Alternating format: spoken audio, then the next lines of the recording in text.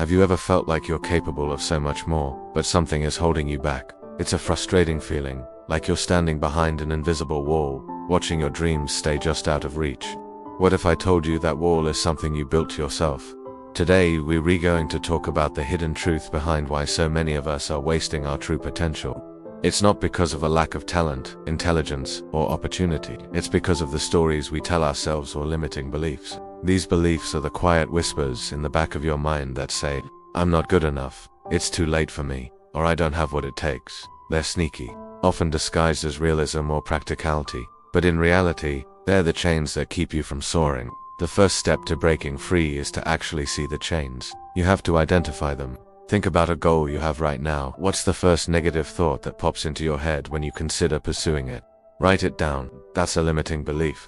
Let's say your goal is to start your own business, but your immediate thought is, "I have no idea how to run a business. I'll probably fail." This thought feels real. It feels logical, but it's also a trap.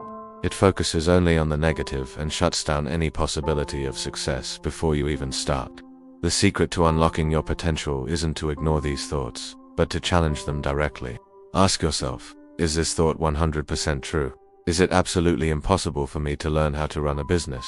Have other people with less experience than me succeeded? The answer is almost always no. Once you've questioned the belief, the next step is to reframe it. This is where the magic happens. You're going to consciously change the narrative from one of limitation to one of empowerment. Instead of "I can't do this," you're going to start saying, "This is difficult, but I can learn." See the difference? "I can't" is a dead end. "I can learn" is an open door. It acknowledges the challenge but focuses on your ability to grow and overcome it. Let's practice that thought, "I'll probably fail." Let's reframe it. How about, starting a business is a huge challenge, and there will be obstacles, but each one is a learning opportunity.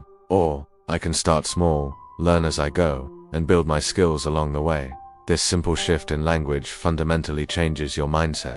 It transforms you from a passive victim of circumstance into an active participant in your own growth. This isn't just about positive thinking. It's about creating a pathway for action where there wasn't one before. It's about giving yourself permission to try, to learn, and yes, even to fail, because failure is just part of the learning process. Now, identifying and reframing your own limiting beliefs is a powerful start, but it can be hard to see our own blind spots.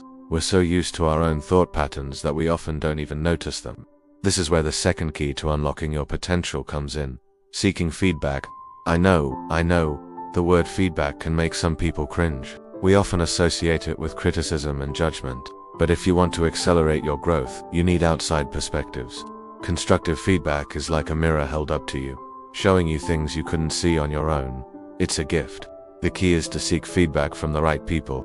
You don't want to ask just anyone. Look for trusted individuals, mentors, respected colleagues, supportive friends, or coaches who have your best interests at heart and have the expertise or wisdom to provide valuable insights. These are people who won't just tell you what you want to hear, but what you need to hear, and they'll deliver it in a way that's constructive, not destructive. Think about who in your life fits this description. Who do you admire and trust? Make a short list. These are your potential feedback partners. Before you go asking for feedback, you need to prepare. Walking into a feedback session without a clear purpose is like going on a road trip without a map. You might end up somewhere interesting, but probably not where you intended to go. To get the most out of it, you need to know what you're looking for. Take some time to identify the specific challenges you're facing or the areas where you feel stuck. Are you struggling with communication in your relationships? Do you feel like your presentations at work are falling flat? Are you unsure how to take the next step in your creative project? Getting specific is crucial. Don't just ask, "How am I doing?" That's too broad. Instead, try something like, "I'm working on being a more effective leader for my team. In our last project meeting, did you feel I did a good job of making sure everyone's voice was heard? What's one thing I could do better next time?" This gives the other person a clear focus. It shows them you're serious about improving, and it helps them provide concrete, actionable advice instead of vague platitudes. When you prepare and ask targeted questions, you transform a potentially awkward conversation into a highly productive strategy session for your own growth. So you've gathered this incredibly valuable feedback. What now? This is the most critical step, and it's where most people drop the ball.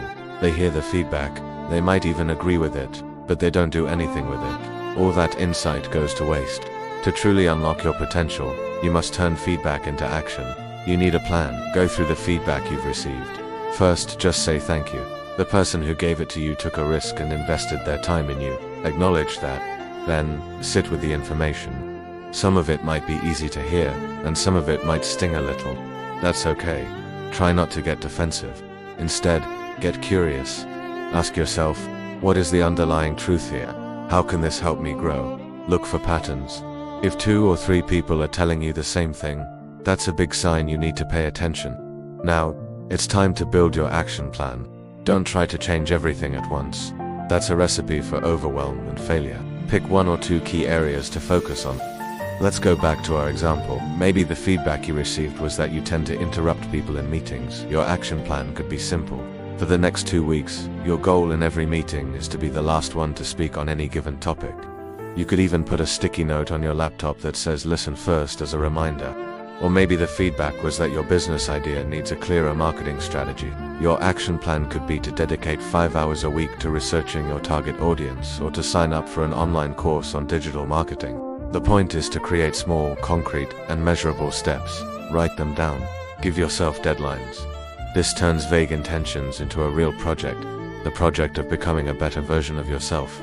This entire process, identifying and reframing limiting beliefs, seeking and preparing for feedback, and developing an action plan, is a cycle. It's not something you do once. It's a continuous loop of self-awareness, learning, and growth. Each time you go through it, you chip away at that invisible wall. You break another link in the chains of your limiting beliefs, and you step more fully into your true potential. It's not an easy path. It requires courage, humility, and a genuine desire to grow. But the alternative is staying stuck, wondering what could have been. You are capable of so much more than your doubts will let you believe. Start today. Identify one limiting belief and reframe it. Reach out to one trusted person and ask for specific feedback. Create one small action step and commit to it. This is how you stop wasting your potential and start living it. This is how you become the person you were always meant to be. Thank you so much for watching. If this video resonated with you, please give it a thumbs up and subscribe for more content on unlocking your best self. I'd love to hear from you in the comments. What S1 limiting belief you ready to challenge? Let's support each other on this journey. See you in the next video.